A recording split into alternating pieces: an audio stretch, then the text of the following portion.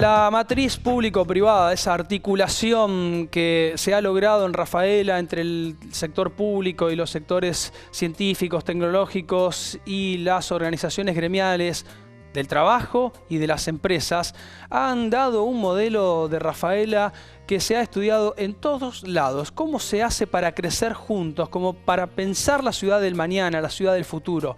Planificación estratégica.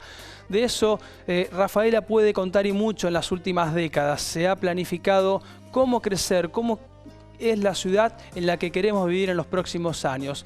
Gabriel Gentineta es referente, es el presidente de ACDICAR, la agencia de desarrollo de Rafaela, en donde convergen el sector público, el privado y el científico-tecnológico. También nos cuenta desde su lugar cómo ve a nuestra Rafaela. Estuve en la función pública hasta el año 2003, desde ahí me desarrollo en la parte privada y ahora estoy, además de trabajar en una empresa privada, trabajando en el centro comercial en la Comisión de Desarrollo. Tengo a cargo la coordinación de la Comisión de Infraestructura y soy temporalmente presidente de la Agencia de Desarrollo, que la agencia es público-privada y tiene una alternancia en el cargo entre justamente la parte pública y la parte privada. El año pasado le tocaba a la parte privada, al centro comercial, y yo los represento. Y bueno, es la primera vez que se ve una particularidad de cómo se encararon muchos proyectos y estaban todos en un estado avanzado, en donde se planteó la posibilidad de hacer 2 años seguidos en la presidencia y fue aceptada por la municipalidad.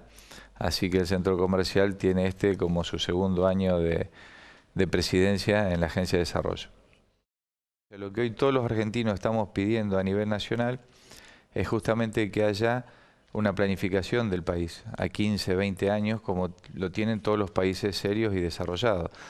No que cada 4 años, cuando hay cambio de gobierno, esa alternancia haga que se cambien los proyectos. O sea, nosotros consideramos que hay proyectos básicos, fundamentales, que trascienden no 1 o 2 gobiernos, sino más gobiernos.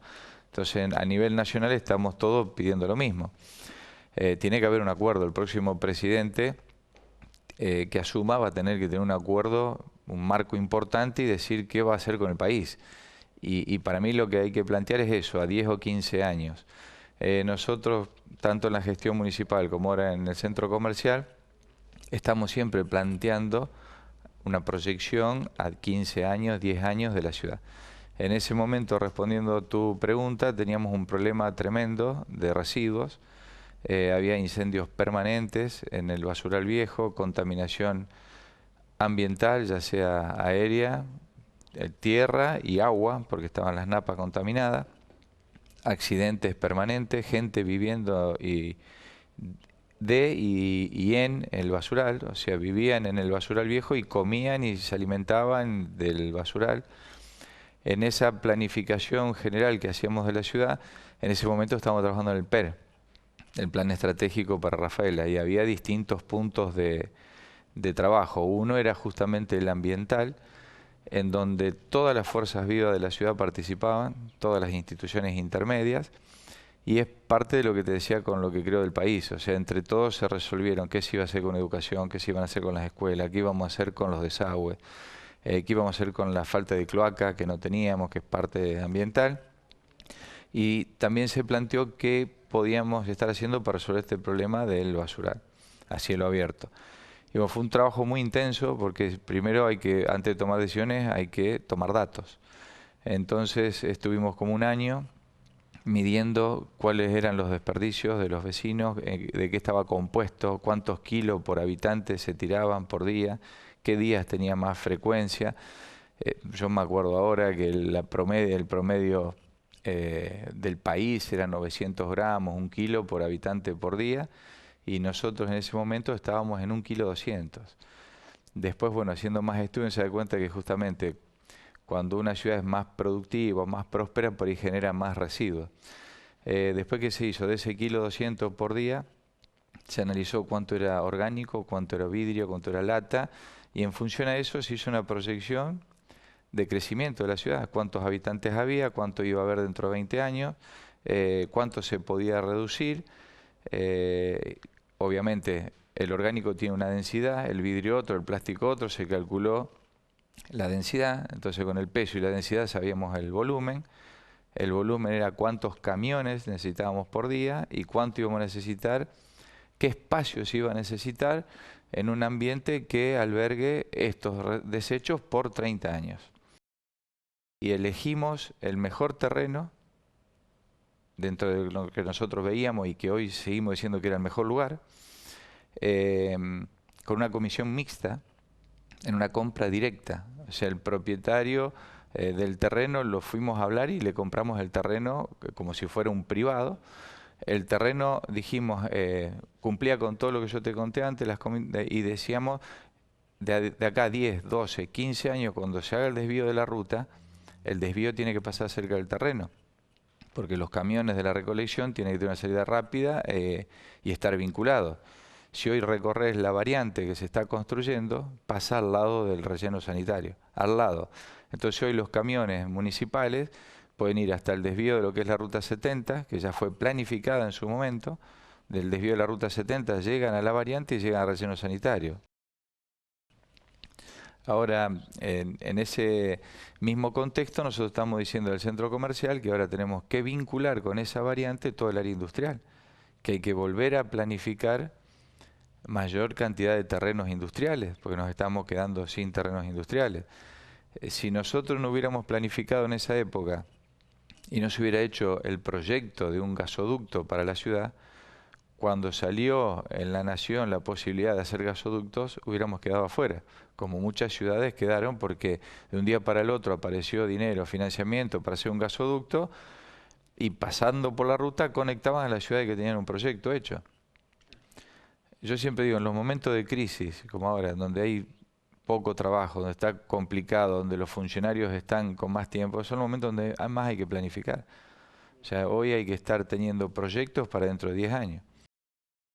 Desde la Comisión de Infraestructura del Centro Comercial, nucleamos a todos los colegios profesionales, a todos. Parecido a lo que te conté hace 20 años atrás. Con todos los colegios y la Comisión de Infraestructura estuvimos debatiendo el Código de Desarrollo Urbano, cómo pensamos que debe modificarse el Código de Desarrollo Urbano. Estamos discutiendo cómo mejorar el microcentro de la ciudad. Estamos discutiendo, charlando la necesidad de trabajar en el transporte público. O sea, 100.000 habitantes ya empieza a generar muchos conflictos, y ni hablar dentro de 20 años, que no sabemos si los autos van a ser con combustible eléctrico o solares. Entonces también tenemos la red de ciencia y de innovación. Desde ese momento que yo te comenté del plan estratégico, después seguimos trabajando en la Agencia de Desarrollo en el plan Rafaela 2020. 2020 es mañana, ¿sí? Y esa planificación que se había hecho fue muy buena, fue enfocada al área productiva, tiene 5 ejes de trabajo, educación y capital humano, la parte de ambiental y calidad de vida, que estuvimos charlando recién algo, innovación y tecnología, infraestructura y servicios. De esos 5 ejes hay muchísimos proyectos en marcha, alrededor de 25. Cuando yo empecé en la municipalidad teníamos un plan director que venía, creo que de la época de militares, en donde era todo de esta manera, de esta forma, de este tamaño. Después trabajamos en el plan estratégico, en el 2020, y hoy es mucho más interactivo, por lo que yo te decía, porque hoy las cosas cambian de un día para el otro. Entonces es muy difícil decir este es el plan y acá me quedo. Lo que hay que fijar son ejes, grandes ejes, y el plan hay que ir haciéndolo prácticamente día a día. Un eje que yo te mencioné recién es el transporte. El transporte, sí o sí tenemos que analizar el transporte urbano de Rafaela, la conectividad. Estamos pensando en la ciudad inteligente, por lo que yo te decía, hoy es todo a través de internet, de identificación. Estamos trabajando mucho en la Comisión de Turismo, desde la Agencia de Desarrollo, apoyando la comisión y ya planteando 4 o 5 circuitos turísticos concretos. El programa Seguila para que los alumnos terminen la secundaria, sí o sí, desde el área de calidad de vida y educación que te decía antes. Trabajamos muchísimo con la variante, y el desvío de la Ruta 34, estamos pensando que a futuro sí o sí tenemos que analizar un nodo logístico muy importante para la ciudad. Hemos hecho un estudio y el tránsito medio diario anual de la Ruta 34, que es un número de ingeniería, que se llama TMDA, es de alrededor de 9.000 vehículos por día. O sea, empezamos a desagregar ese número, pasan 2.000 camiones por la 34 por día. De los 2.000 camiones, 220 entran a la ciudad. Obviamente el acueducto, el gasoducto. Como te decía antes, necesitamos sí o sí vincular el área industrial con la variante, con la ruta. Desde el punto de vista de la salud, trabajamos muchísimo en lo que es el nuevo hospital, las necesidades. Pese a que los ejes no cambian mucho del 2020. Nos preguntamos si alguna vez la tecnología, el desarrollo, la innovación colocará a Rafaela como un centro de exportación de videojuegos. Bueno, en este 2019 es una realidad. Hay muchas empresas que se han desarrollado de base de la tecnología, que han logrado saltar las fronteras del país y colocar sus productos en Estados Unidos, en Europa y en otros horizontes. La verdad, no lo podríamos creer, pero es así, es una realidad de Rafaela, mi ciudad, de Rafaela, nuestra ciudad. Leandro Ballinis de Cosmo Game, una de las empresas que se ha transformado desde esta ciudad pequeña en exportadoras de videojuegos. Nos cuenta su experiencia, su caso. Bien, nosotros tenemos una empresa de desarrollo de videojuegos. Hace unos 5 años que desarrollamos videojuegos para dispositivos móviles y PC. Veníamos de otras industrias, nos gustaba el diseño y por eso bueno, empezamos a desarrollar. La ciudad actualmente nos apoya bastante en lo que son la creación de misiones inversas, de nosotros financiarnos misiones comerciales y poder salir a vender un producto. Y eso es muy importante porque es la única forma en el comercio exterior de poder vender algo. Actualmente estamos en la capacitación de emprendedor que tiene el centro comercial junto con la MUNI. Y la verdad está muy buena esa capacitación porque vos podés ir y juntarte con un metalúrgico o con cualquier empresa que hace otra cosa y te cuenta toda su experiencia de 30 años de trayectoria y está muy bueno ver cómo lo hicieron y demás. Y eso la verdad sirve muchísimo. Es bueno estar en una ciudad donde hay mucho emprendedor, en donde o emprendés o no haces nada porque no tenemos otra cosa, otro recurso para explotar. Entonces estamos muy bien contenidos en ese ámbito y podemos buscar muchísimas experiencias que nos ayudan a progresar día a día. Luis Castellano es el intendente de la ciudad de Rafaela en los últimos casi 8 años. Pero hace mucho que está ligado a la gestión pública, fue concejal también de la ciudad. Y ahora en una primera parte nos va a contar cómo se gestiona la ciudad, cómo se gestiona nuestra ciudad de Rafaela como intendente. Hay varias razones para decir que por qué Rafaela es lo que es. Yo creo que lo primero es por los rafaelinos, digamos, por ese ímpetu, por ese corazón, por esas ganas de progresar y por siempre apostar al futuro. Y yo creo que también ahí en ese vínculo está el Estado, un Estado fuerte que es parte de un liderazgo junto con el sector privado, con el sector productivo. Creo que Rafaela también es lo que es por una cantidad de instituciones que trabajan coordinadamente con el municipio para poder sostener en los momentos de crisis, para poder trabajar en los momentos, yo digo, de bonanza. Rafaela es lo que es por esa historia de tanta gente que vino y con muy poco y con mucho trabajo logró mucho.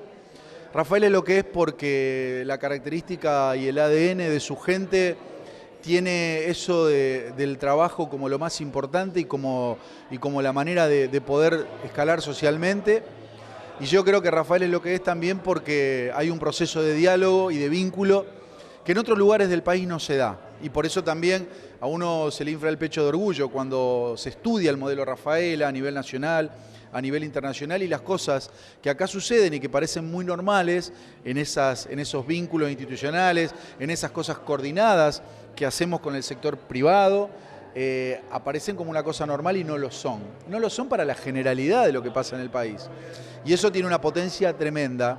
Y eso es lo que a mí particularmente, que soy un eslabón de esa cadena de tantos dirigentes que vienen desde hace mucho tiempo y que se van a proyectar hacia mucho más adelante, me hace sentir orgulloso, ¿no? Porque ser parte de ese encadenamiento yo creo que es la clave del progreso, es la clave del desarrollo y es la clave de lo que se viene en el futuro también.